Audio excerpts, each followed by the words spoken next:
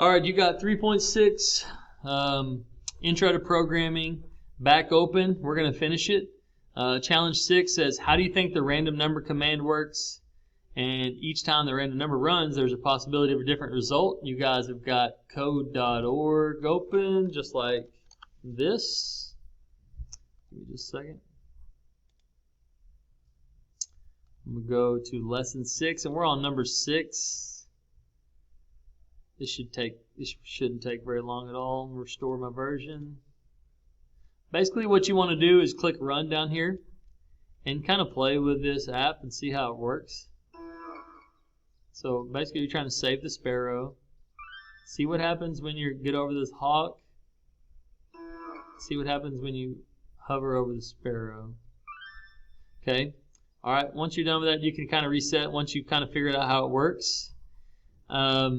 The very first one, we're going to look at the code. So this code is an event handler. It says on event, when the hawk moused over, so basically when I put my mouse over it, all these little things in here are going to happen. Okay?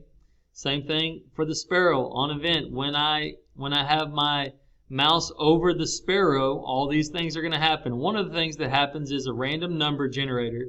And this random number generator takes the hawk and it puts its x coordinate and a random number between 0 and 100, takes the y coordinate, puts it between 0 and 200.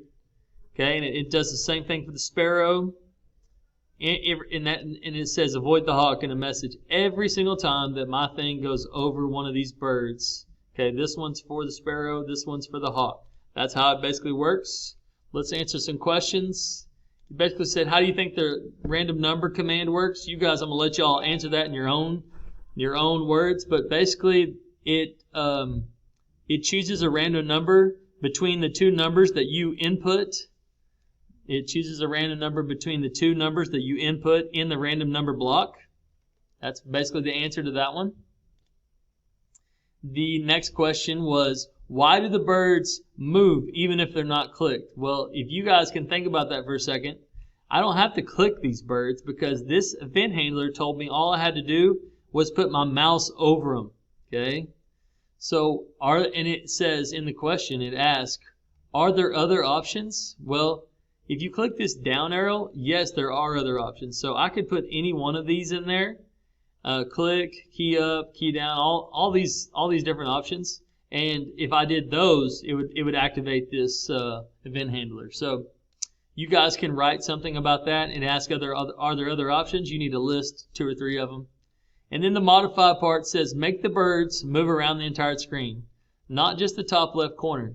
Experiment with other types, event types besides the mouse over and click. So let's try that. We do this.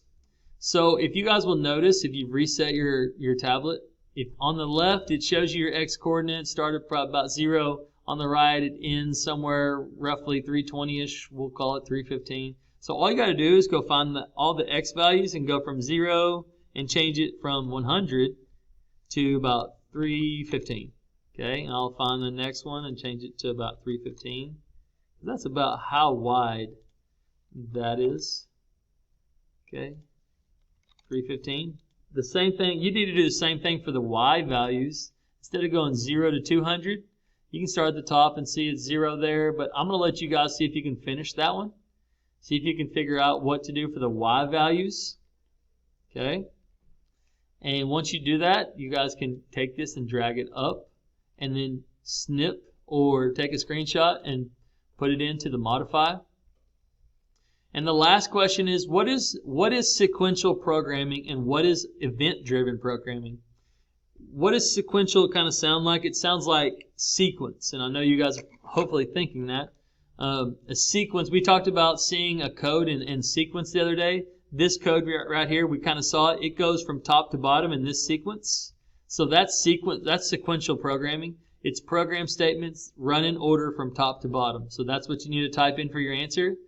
For the event-driven, it's kind of like this one where we had an event handler and it caused us to click something. Well, that's what it is. It's a program that requires you to have an event that drives it. So Some program statements run when triggered by an event like a mouse click or a key press. So you guys can write that for the next one. Okay. After you guys finish this worksheet, make sure you turn it in for your points. But the very next thing you need to do is get on UScience and finish the lessons through vocabulary on UScience profile.